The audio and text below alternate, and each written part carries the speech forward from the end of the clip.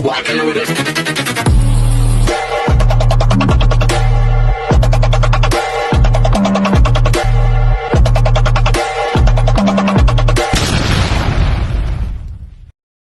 Hi everyone! Good afternoon! I'm back! It's your Mama Sam dito sa Sam Sam TV. Kamusta naman po kayo mga amigo, amiga, kumare at kumpare? Sana lahat kayo ay okay at safe ngayong araw na to. Syempre kung ako naman ang tatanungin nyo, nakikita naman ninyo ang fresh pa rin ng Mama Sam ninyo. Diba? Ganyan talaga kapag maganda. Charot. So yon, ganda-gandahan lang. So syempre, today is Thursday. Ako marami pa akong ginagawa ngayon dito sa bahay na kailangan tapusin para pag dumating na yung mga matitinding events sa Miss Grand ay makagora tayo ng bonggang-bongga.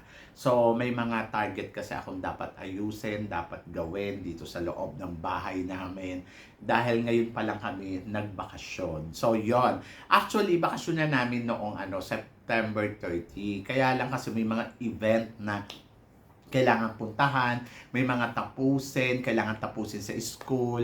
Kaya, ayun, medyo ngayon lang talaga tayo masasabi natin, ay, thanks God, nakapagpahinga din, di ba? So, yon, tapos sumabay din ang Miss Grand, so naisisingit naman natin siya, miski papano.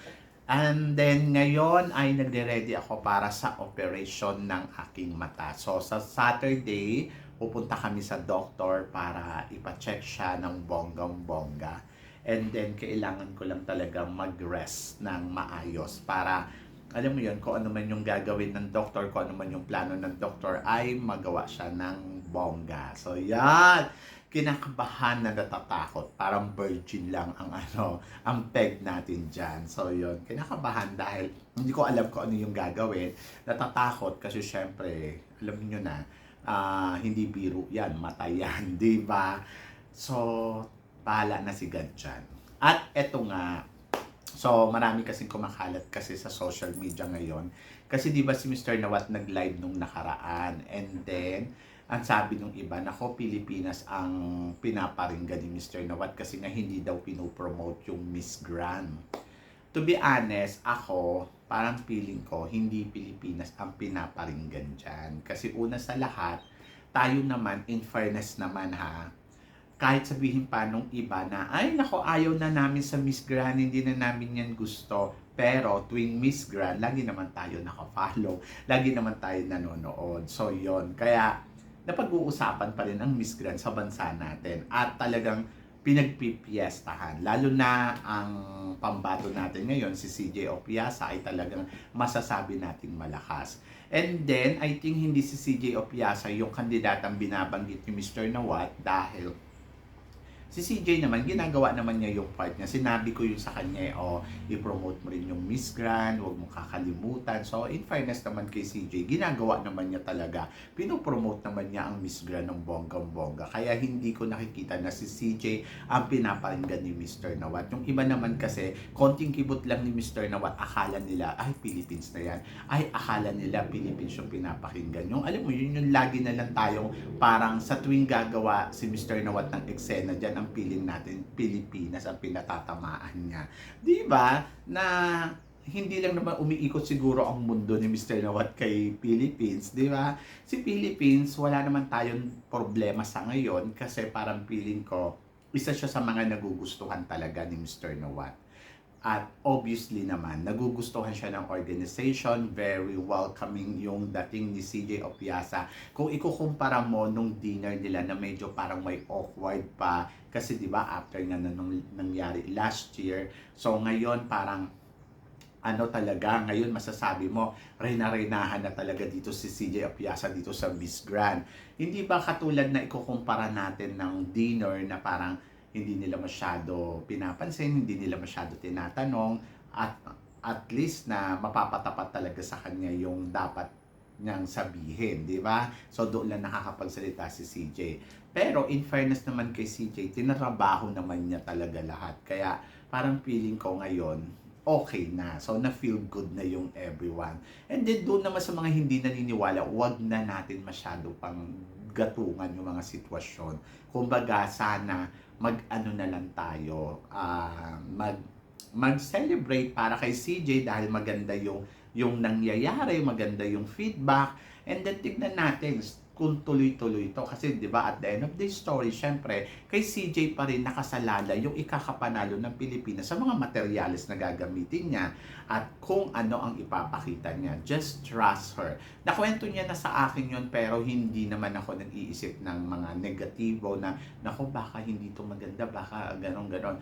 Naniniwala pa rin ako na talagang bongga pa rin ang ipapakita ng Pilipinas pagdating dito sa Miss Grand. At yun yung abangan mo, di ba? So yun, kaya laban. Kumbaga parang magtiwala lang tayo sa kandidata na meron tayo. At yun naman yung lagi ko sinasabi sa inyo. So sa ngayon, medyo maingay dahil talagang bongga talaga si CJ, di ba? I think ang pinaparinggan dito ni Mr. Nawat, kung hindi ako nagkakamali, Spain or India. Especially yung India. Kaya nga nag-react sila nung nakaraan kasi parang yung sinabi yun ni Mr. Nawat, nag-react sila na parang nagsisimula pa lang sila i-promote yung Miss Grand sa country nila, di ba? So ako naman, ang masasabi ko naman, si India kasi very tahimik lang talaga pag nakita nyo siya sa personal.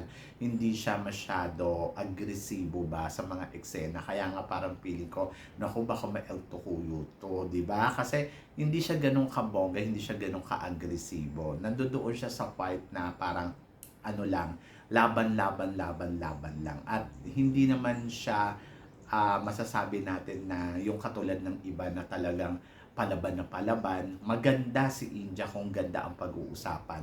Perfect as a queen. Pero parang feeling ko yung personality niya, ayun, medyo mahirap kasi hindi talaga siya bubbly. Tapos sobrang tahimik lang siya. Hindi siya pala salita. Kaya parang feeling ko medyo hindi niya talaga napopromote ng maayos ang ang Miss Grand, di ba? And then feeling ko kung siya ang pipiliin over CJ, I think so kung sa kanilang dalawa, mas parang feeling ko aariba ba? Mas aariba pa yung pambato natin kasi yung pambato natin kaya niyang mag-host, kaya niyang magsalita, tapos kaya niyang dalihin yung sitwasyon, and then plus the same time maganda rin yung ipinapakitang energy talaga ni CJ Opiasa dito sa competition.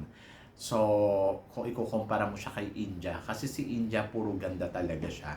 Sa totoo lang, yung ganda niya amazing, pero yung kanyang ganap medyo parang nakukulangan ako.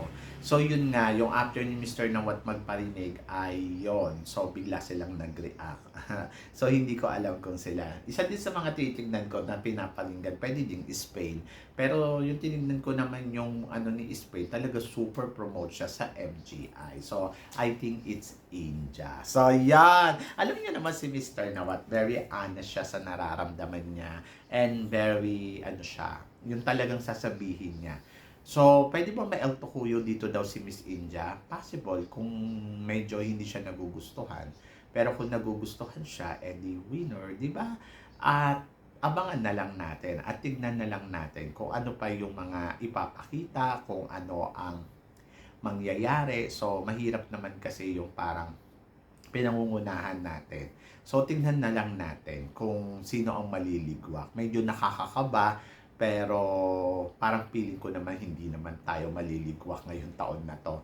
At malaki yung kumpiyansa ko na maganda ang ipinapakita ni CJ Opiasa sa mga galawan niya, sa organization. Plus, nandoon na talagang grabe ang bongga talaga ng eksena ni CJ. Di ba? So, wala tayong dapat ipag-alala. So, mamaya magaganap na yung The Voice para dito sa Miss Grand, and antabayanan natin si CJ Opiasa kung anong ipapamalas niya mamaya sa Grand Finals ng The Voice Grand. Di ba? So I'm so excited kasi kasama siya sa 15 finalists at sana mapasama pa siya sa top 5, and then yung botohan ongoing pa din, and then ayun, nakakaloka lang kasi nasa 41,000 yung nag-like. Tapos 39,000 naman yung yung nag-heart. So nakakaloka talaga. Sabi ko, ano ba? Bakit ganito? Ang hirap-hirap bang gawin yung tama? So, yun. So, next time guys, pag boboto kayo, paalala lang, huwag po kayo mag-heart. Ang gawin po ninyo is like lang po para ma-counted yung boto natin. Di ba? So, yun. Magtulong-tulong lang tayo. Syempre, at the end of this story, kailangan pa rin talaga ng suporta ng pambato natin at suportahan natin siya ng bonggang-bongga hanggang sa marating niya yun dapat niyang marating sa competition na to. So, yan. So, guys, ano guys ang masasabi ninyo? Tingin ba ninyo tayo nga ba talaga yung pinaparinggan o India ang pinaparinggan ni Mr. Nawat dito sa mga pahayag niya sa kanyang live? I-comment below mo yan para at least malaman ko naman kung ano naman ang chika mo. So, kasi di ba sinabi niya, maganda, tahimik, o hindi naman tahimik si CJ, maganda lang, o di ba? Kasi alam naman natin si CJ na bubbly talaga yung personality at yung character ni CJ, hindi siya yung tipong tao na sisit down lang at mananahimik. So, I think it's India. So, yan. Guys, maraming salamat sa inyong lahat sa suporta at pagmamahal na binibigay ninyo syempre dito sa channel ko. At sa mga hindi pa po nakaka-subscribe dyan, please don't forget to click like and subscribe my channel at i-click nyo na rin po ang notification bell para updated kayo sa aking mga chika. Just keep smiling lang guys and laban lang. So guys, hanggang dito na lang. Hanggang sa muli natin chikahan. See you later. Thank you guys.